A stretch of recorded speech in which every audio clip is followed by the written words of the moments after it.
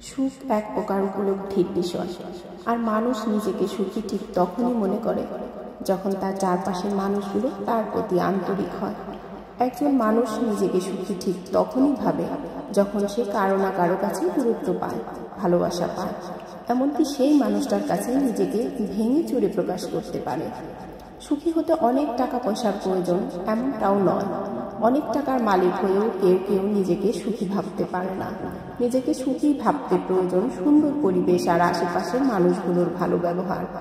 চারদিকে বিষাক্ত মানুষের আনাগোনা, কাছের মানুষগুলোর দুর্ব্যবহার আর ভালোবাসাহীন জীবন নিয়ে নিজেকে কখনোই সুখী ভাবা যায় না। যারা প্রকৃত অর্থে সুখী তারা ঠিক কারো না কারো ভালোবাসার ছত্রছায়ায় থাকে, কারো না কারো কাছে সর্বাধিক গুরুত্ব পায়, সে খুব আদরে থাকে। অবহেলা অবজ্ঞা নিয়ে বেড়ে ওঠা মানুষ নিজেকে সুখী ভাবতে পারে না। নিজের ভেতর তিলে তিলে শেষ হতে থাকে। নিজেকে সুখী ভাবতে গিয়ে তারা বাস্তবতার কাছে বারবার হেরে যায়। অসুখী মানুষগুলো কারো ভালোবাসা পাওয়া তো দূরের কথা, কখনো কখনো কারো করুণাটুকুও জুটে না কপালে।